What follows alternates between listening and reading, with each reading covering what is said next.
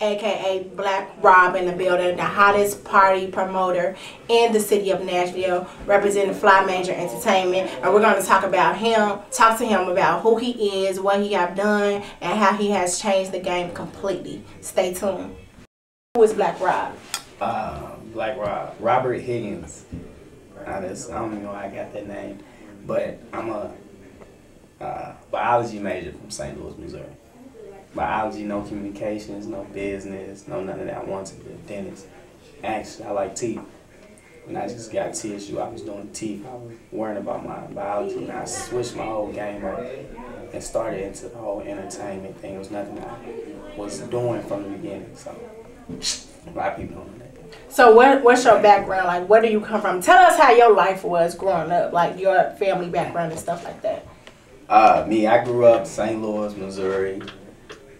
On the west side, anybody know, they can pull my card, they can do their research, but on the west side, St. Louis, Missouri, Minerva, you know, I grew up watching, you know, people get it in, our own promotions, parties from Jay Nix, you know, anybody from St. Louis know Nix, held it down, doing what he was doing for a long time, so watching how they hustled through the game and watch how they did what they did, you can do nothing but take notes and use their blueprint in your own way to become successful in your own endeavors and what you do. So, you know, watching how he maneuvered doing things, watching how, you know, Big Sexy watched how he shut the city down, you know, you're like, man, you know, he had a lot of influence, so you try to build that aroma about yourself.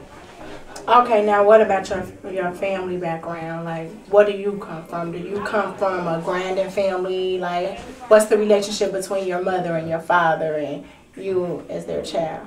My mom and my dad, they still together. You know, my mom, my dad, been together 27 years, they still together. God bless. You know, they took care of us, didn't have a lot. My mom was very giving.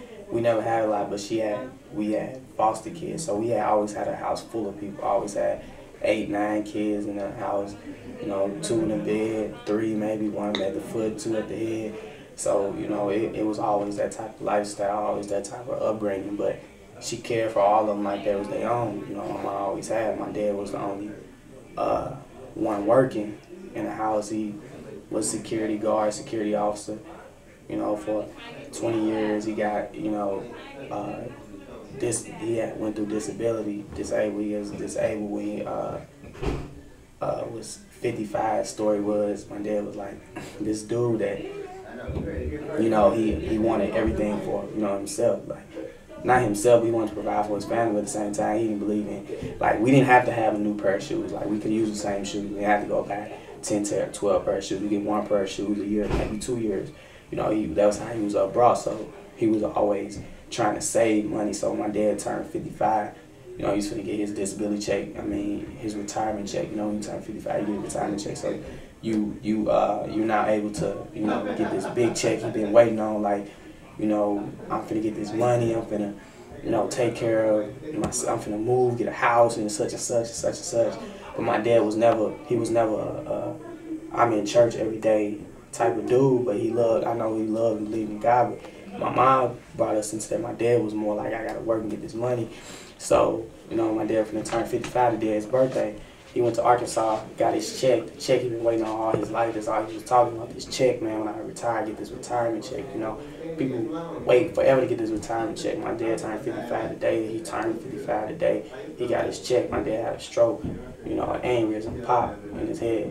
You know what I mean? Paralyzed from the neck down. Don't even remember he had the check the same day. All this stuff had been working so hard to get. He had an aneurysm, you know. Almost died, was in a coma for 6 months. Paralyzed, so I always, you know, take that with me every time I go. You know, work hard, but don't work too hard. You know, never forget, you know, where you come from. Never forget the foundation that was laid for you. And I always thank God, because, you know, I used to beg like, man, I hope my dad don't die, you know. And, you know, he was paralyzed. I don't care if he paralyzed as long as he lived. You know, then he started living, you know. They said he was going to make it. 6 months out of coma, he said he's going to make it, God grace. Then I want to let my dad walk again, you know, let him see again. And now he walking and seeing, so anything else is wrong. You know, he don't have all his memory there, but that's small things. He could have been gone, so he don't even remember the check. He knows nothing about the check that he waited 3 years for. But as much as material things that you live for in your life, it can be taken for you just like that. So you always gotta get God grace. Okay, now what about your mother? You know, behind every strong man is a strong woman. So what about your mother? Like, what is her perception of you or the perception of your father? Because I'm just thinking about how you just said your father, he grind. You know, he thinking about taking care of family and doing this and doing that. You have some of that installed in you. So what is your mother's perception of everything? My mom is the nicest lady in the world. She is the sweetest lady in the world. She get a shirt off her back, caring. And you know, when my dad lost that money, we never know where the check went to. His family, whoever got it. My mom was like, you know, believe that what God has planned for you will come back on you. So you never have to fight actions with actions. You never have to fight your battles. Let God fight your battles for you. You know, she always believed that it'd be a better day. You know, it'd be a nicer day. You know, keep me faith and humble. Never believed in her. No violent acts. You know, just a peaceful, caring, loving person. Like honestly, I believe she's the nicest person in the world. You know, she took care of over 27, you know, foster kids, battered, abused kids for all life. I always stayed with, I always had foster brothers and sisters, you know, and that's coming from somebody who ain't had nothing. So if you willing to give your last, not to your children, but to your children and some children that want yours, that says a lot about you. So I still have a lot of my dad in, but I got a lot of my mom, and that's why I'm so hard to understand. You know, I can be this going and getting it, dude. When I get it, I give it away. So, you know, that's why I'm so hard to figure out. Like, I don't even know why I do that, the things that I do.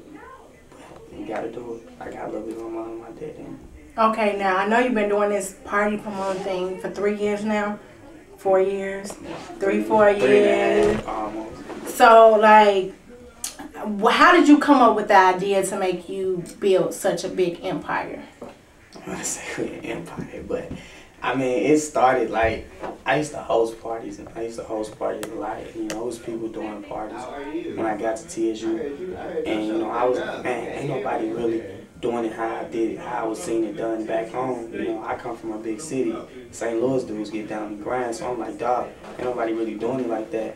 At the same time, you know, only thing I wanted to do was host. You know, I didn't really care about the whole party promoting thing. I just wanted to host parties. You know, so I got with it's AJ to introduce me to you know, whoever was doing whatever. You know, just introduce me to him. So you know, he introduced me to a dude, Kobe, who was doing Wednesdays at the old 615. So I was like, man, look, all I want to do is host. You know, man, I bring people out, promote, that's all. You know, I just want to host parties. You know, I used to always idolize, you know, Jay Nix on stage. You know, doing what he doing, did all of them from St. Louis. So I'm like, man, I can do that. I can do it just as good. So just let me do that. I'm cool. So they let me do that. And then after a while, you know, I was doing the hosting thing. People was like, you know, wow, where the party at? You know, I got tired of telling people it wasn't my party. Like, I was like, people started looking at me, it's your party. Like, no, it's not. I'm not making no money off this, real talk. They not even paying me to do it. I'm doing it just off passion, you know. And then, you know, I used to host, you know, I started to feel myself a little bit. I was young, I'm hosting these parties, and then I couldn't even get in the club, like, you know, I had to wait in line to get in the club. Like, I'm hosting. People think it's my party, so I want to tarnish my image of me being a, you know, I want people to still think I was that dude behind the party. So I'm like, dawg, I can't even get in the club. You know, I wasn't getting no respect. I'm like, damn, I'm hosting the shit. I'm bringing people the stuff. I'm bringing people here, and I'm still waiting in line. I'm still trying to get in the club. I can't even get through the security. So after a while, you know, I got turned. Like, I was hosting it, but you know, I wasn't really getting no respect. But I was bringing a lot of people. Kept asking me like, Rob, where's Poppy? Where your party's at? I'm like, dawg, I'm here. And they just start following me. So I'm like, you know, but me not there to get in the club, me getting turned around because I wanted dress code. I'm like, dawg, they think this my party. You're not gonna let me in. So I just got tired of dealing with that. You know, people start, you know, asking me. They always ask me what the party is. So I'm like, I might as well do my own. You know, when I did, you know, it was cracking. So I'm like, man, you know, I can infiltrate this structure and put a little bit of organization to this, and you know, I can make it do what it do. Okay, now for your audience and for your customers, your paying customers and everything, what can we expect more from Fly Major or Black Rob, or what can you leave them with, like your inspirational quotes and how you influence people? Because people don't know that he actually influenced people. So what can you leave our audience with today?